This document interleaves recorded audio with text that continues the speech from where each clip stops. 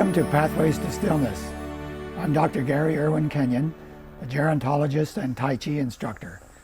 On this show, my co-host Vicki Hogarth and I explore how the practice of stillness can transform the way we see aging, death, and loss, and how it can help us understand our lives as a story.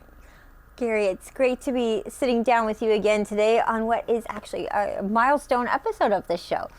That's right, it's number 10. Number 10, high five to that. Pretty good. And we're going to continue going on this adventure of the journey, really. I feel like this is a journey of discovering the journey of life. Last episode, we talked about seeing your life as a story, and we had a few readers write in some of their responses of how this show is helping them do just that. So I thought I'd read a few to get us going before we jump into today. I know. Linda said, when I frame my life as a story, the painful chapters don't feel so pointless. They're part of the plot, not just random suffering. It gave me a new lens to look at the past with more compassion, more self-compassion. It's beautiful. And a great way to see that. Yeah. Joan said, as I get older, I actually really do love this one. As I get older, I've been thinking about legacy, and the idea that we're the narrators of our lives helps me feel like these final chapters that I'm in matter just as much as the first. I'm not winding down, I'm still writing. Oh, yeah. Greg said, for a long time, I measured my life by achievements, degrees, promotions, relationships. But looking at life as a journey reminds me that a meaningful life isn't about hitting targets. It's about the story you're telling as you go. Mm-hmm. Lovely. So some really beautiful, here, one more I'll read is from Alex. When my marriage ended, I felt like I'd failed, but thinking about life as a journey made me realize it was just the end of one act. There's still more ahead. The shift in perspective helps me start again instead of staying stuck, which, yeah. Yeah, we may get stuck for a while, right, when things like that first happen, but it's nice to hear feedback like that from folks that keep the journey going. Because, I mean, it's definitely an art, that practice of, especially when we're going to talk about the elements of the journey itself today. But it is an art, the practice of it, because sometimes it is so easy to just get overwhelmed. And so to have that perspective is a muscle that we have to keep exercising, I feel. We wanted to talk a little bit today about those elements of what is in the journey. Can you break that down for us? Yeah. Well, there are different dimensions of the journey. First of all, it's personal. You know, like they say, we're all alike in some ways. Some of us are alike in other ways, and none of us are alike in yet other ways. So if you look closely enough, nobody has exactly the same journey. So it is personal, but at the same time, we're not alone. You know, we live in a world with other people, other creatures too, as a matter of fact. We were talking about pets before the show came on, and some people feel that their pets are more important than people. Guilty. So we're not alone. You know, we can choose to isolate ourselves more and not be with other people, or we can do like existentialist philosophers. One type of philosopher says we're all alone. There's nothing we can do about it. But others would say we participate in a world with other people, and to some extent it's a choice. So we're not alone. Then another aspect of the human journey is that it's not like a highway. We can't see very far ahead. It, kind of twists and turns like a pathway, which I like the journey metaphor as that kind of pathway in the woods sort of thing. Mm-hmm. So, we're not, sorry. It kind of reminds me of, you mentioned this in the book too, is that there's an aspect of chance and risk that we can't predict, right? And you have to sort of, with the journey, that is the part where you have agency too, where you can decide, am I scared? Or do I want to take this jump not knowing where it goes? Right, and we have to decide if we're going to do that. And again, if we have contact with other people, then we can get mentoring or get information that we need. So we're not alone doing all the, we don't need to be alone. Some people feel alone. There's a whole huge thing about loneliness these days, which is another topic. But there's even a ministry in Britain now, Minister of Loneliness. So it's a huge issue and a really big health problem right now too. So if you're loneliness but being alone is not loneliness. Anyway, that's probably for another day. But definitely, though, when you think about that, the era that we're living in, when we've been more connected than ever, but there can be something that is isolating about that too, and maybe most of your life feels like it exists online and not in person anymore, which it can tend to. Right. And then another dimension of the journey is that we don't really know where it's going. In my work, I decided to call it the journey to life, not just the journey of life, because I really do think that our journey does carry on longer than it sort of began before we got here, and it carries on after. I don't know exactly how, and that, people debate that or talk about what they believe about that, but I do think there's more to it than just this 70 or whatever the short time that we're on Earth. Definitely one of those. I think that's maybe the biggest conundrum of it all, is that when you search for meaning, ultimately we can't necessarily know 100%, because that would defeat the purpose anyway. There's a part of it that has to, be a little bit mysterious. Yes. And it's always moving. So what was the source of meaning when you were 20 is not the same, probably not the same source of meaning when you're 30, 40, 50, 70, 80, because so many things change in your own life, people around you. Unfortunately, more people move along, as we get older, and so we need to find we need to accept that as part of the journey, and maybe, they recommend, we gerontologists recommend you can also look for younger friends, join up with intergenerational groups and that sort of thing, so it keeps you in touch with younger people and older people. Mm-hmm. I was, funnily enough, saying that this morning here at CHCO.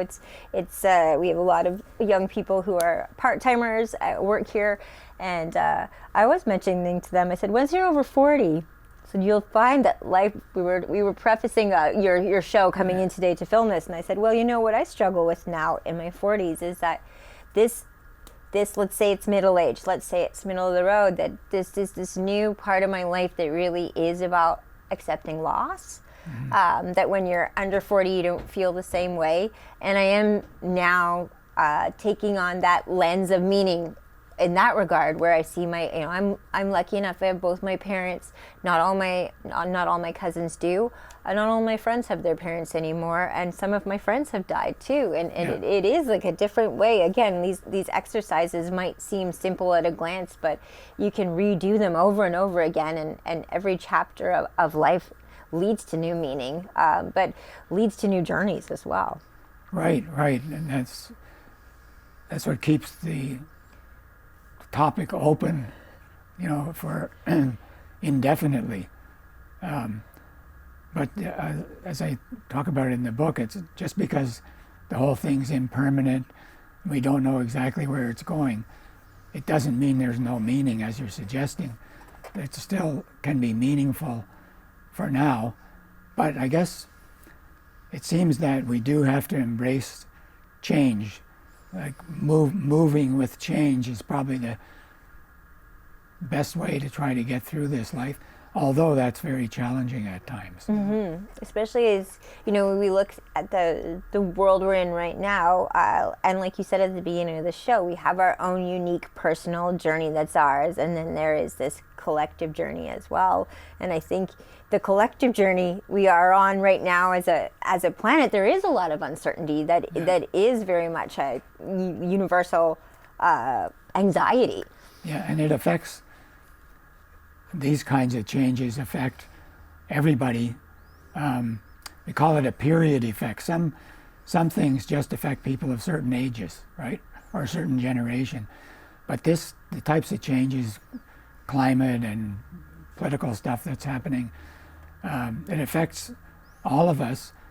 So a gerontologist, for example, would say, okay, I could do a study on how does this affect 30-year-olds? What do they have to say about this?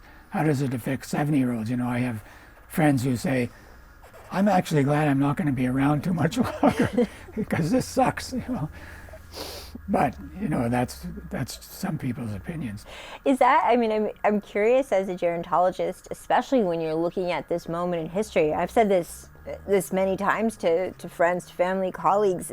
This to me is the most uncertain time I feel I've lived through, and I've lived through 9/11 in my early 20s, and had that experience while I was at university, and saw people with family in New York going through that as well. And this still feels like the most uncertain time, but there is this weird collective experience of it that is, in a weird way, as confusing as it is, it's a little bit unifying in that we're all in this confusion together. But are you processing that as a gerontologist, just this kind of universal uncertainty right now, and how we're all approaching it, and trying to make sense of it as we go about our own unique journeys?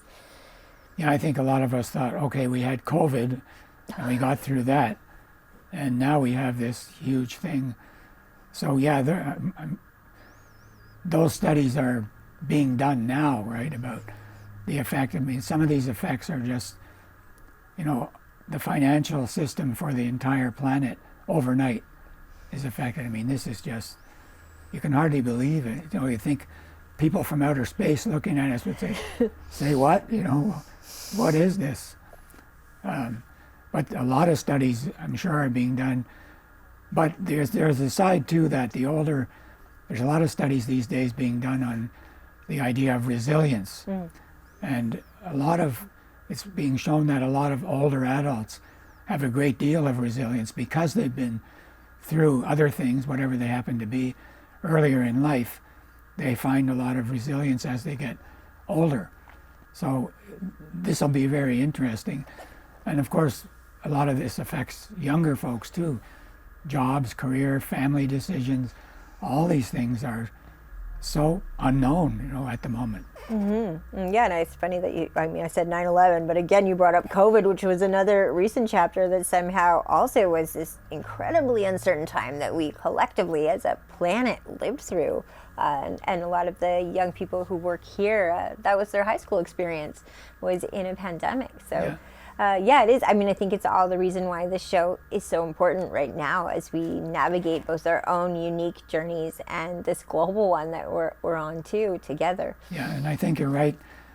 These things can cause a lot of pain and a lot of suffering, but they can also bring people together. Well, I think an obvious one of that is how we've responded to the United States with Canada. All of a sudden, our level of Canadianism has really jumped. Mm-hmm. And it brings tears to my eyes sometimes, because I think that's a really neat thing that's happened already. So some kind of bullies trying to put everybody down, but it's not necessarily working in a lot of ways. So I'm not going to go into all the details of that, but just the fact that we're highlighting ourselves and distinguishing ourselves more and more as Canadians, and we seem to be doing it pretty well as a whole country. There's not too much dissension. It was almost like, for me, looking back on that moment too, it's funny how we speak so much on the show about your personal journey, but to me it was this journey as a country. It was kind of like our coming of age as Canadians, it felt like, because for a long time I grew up in all different parts of the country. This is where my family's from here, but I was born in Victoria, went to high school in Montreal and university, and was in Toronto forever.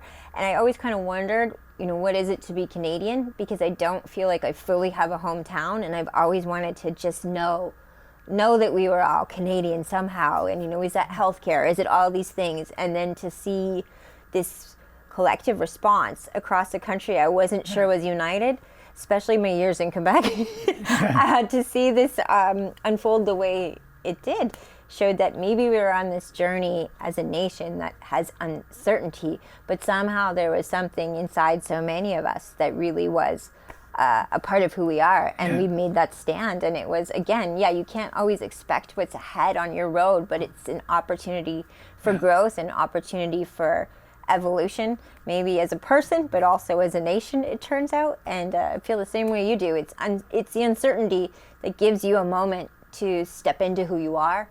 And sometimes, it's embracing those moments, that opaque turn around the corner of life that is really maybe part of the quest you're on. Maybe the most important piece is the part you can't fully comprehend until you go through it. Right. And, for the journey right now too, there are a lot of, if you go podcasts or on YouTube and so on, there are a lot of spiritual teachers who are offering all kinds of new stuff, basically saying, doesn't matter what's happening negatively, do this, find yourself, I'd say, a stillness practice. Whatever's happening, it'll work. So don't be afraid. Take this opportunity. There are other options out there, and instead of responding with fear and fight, flight, freeze, there are other options that I think more and more, as we're doing here, more and more of us are discovering that. As time goes on, more people are saying, well, it's pretty tough. Maybe I'll try this. Maybe I'll read this, or maybe I'll do a Tai Chi move, or I'll just try something. And then first thing you know, they're finding some modicum of peace or more from a pretty negative situation. And that is part of this show, as well as we contemplate the meaning of life and our lives as a story. We also practice stillness and the art of Tai Chi, which I'm learning from you. And I also like learning the history of it. So do you mind talking a bit today about where Tai Chi comes from and how that ties into a yin and yang, that concept I'm sure many people have heard about, but maybe haven't thought about in relation to Tai Chi? Yeah, in the book I call one of the chapters self-defense. And Tai Chi can be looked at in three different ways. It's a martial art, it's a healing art, and it's moving meditation. So as a martial art, it's very defensive oriented, it's very gentle, but not necessarily not effective. Most people take it as meditation or a healing art now. It originated in China a couple of thousand years ago, and then this guy Lao Tzu is the kind of patriarch of, I have to add another word, Taoism, Taoism, Taoist philosophy, and that's where the yin yang and that's all that comes from. So I call it self-defense, because if you can find a doctor and you get prescriptions which have side effects, and with all the stress, that's what's causing most of our conditions, doctors tell us. Most of them are stress related. So by practicing things like Tai Chi in particular, you can really prevent things from happening, and when they have happened, you can ease the effect of it. And now, if you look at research, there's a long list of health conditions that are said to be benefited by doing Tai Chi. Right, because it could be its own. I mean, it is a version of. I hate to use the term self-medicating, but I think about all the negative ways people self-medicate, and this is a way of dealing with stress that you can do it on your own terms. Yeah, and it's at the physical level. It's also at a cognitive level, because you're learning a set of moves, which can be adapted. I shouldn't scare anybody off. They can be adapted to pretty well anybody. I teach Tai Chi to folks who have dementia, so anybody can learn something about Tai Chi. So there is a cognitive attention part of it that can help with these cognitive conditions as well, memory. And then it also has a spiritual dimension, which is the stillness, and they talk a lot about stillness. In Tai Chi, there's a bunch of paradoxes. They talk about stillness in movement, because you're moving like we do on this show, we're moving when we're breathing, doing a movement. But there's also a movement in stillness. So when you're not moving, the idea is you still have the chi, the benefit going through. So it's meant to be both, so you can always be benefiting from it. So that's kind of the short version of what Tai Chi is about. And I've seen you, I've actually had the privilege of seeing you teach Tai Chi up at the Passamaquoddy Lodge here in St. Andrews, and watching a whole room of people take part, just to see how it can be done sitting down like we do on this show. So it really is any level that can benefit, take part, regardless of your skill level. What is our exercise? We do on this show exercises with the viewers at home. Before we end the show today with the Tai Chi movement, what will we have people think about at home this week? We've done it before, but let's do the wave hands like a cloud. Several of these movements are also described with a bit of instruction in the book, which is available on Amazon, Indigo. Here in St. Andrews, it's available at McGuire's, Sunbury Shores, and yeah, so. And I should say, I know people have written in, some people have wanted to meet you. Dr. Gary Irwin-Kenyon lives in St. Andrews, so if you happen to buy the book and see him, he can sign it too. That's right, that's right. I've arranged a few celebrity guest meetups for you as well, which is neat.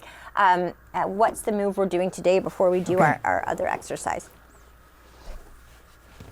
Yes, so we'll do wave hands like a cloud. So you just breathe in, relax your shoulders, palms up, down, and as you come down, before you lock your elbows, cross, palms up, float up, just in front of you, like a couple of mirrors here, and then turn back over and down. Again, palms up, float up, and down. So you're basically staying in the frame here with your shoulders down and in here too. So they're in front of you. Down third time. Down. And the fourth time you take a nice breath and down to the side. Yeah, you want to do that one more time? Sure. Okay, so take a nice breath. Breathe on the first and on the fourth. And then down, cross. And once you get an idea of the move, just try and keep it moving nice and slow. Floating, feeling like your arms are floating in the air. Do it. Okay? Just floating, very light and soft. Okay, and then the fourth one, nice breath, and down to the side.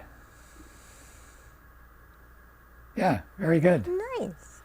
Now, as we go into what will be our 11th episode next week, anything you'd like for your viewers at home to think about before we meet again? Well, we've been talking more about the journey and metaphors. Journey's a metaphor. Something that could be interesting or fun, just relax into stillness first, and then try to think of a metaphor for your life. If you can come up with something that is sort of unique. I'll give you one hint. Okay. One of my students said she looks at her life as a mobile because she grew up in a military family and they moved around all the time. So what came to mind for her was this mobile. So you might have a different sort of metaphor that you would characterize your journey with. Okay, I have to give it some thought. I was thinking before we started filming, I said I think I rely too heavily on Kenny Rogers and the game of poker. Or Garth Brooks and the river. So I'm going to think of my own this week and come back next week with my personal metaphor. And I look forward to hearing from the viewers at home as well. They're always inspiring with their responses, so this will be a fun one to do. I do as well, Vicki. And all of you, I hope to see you at our next episode of Pathways to Stillness.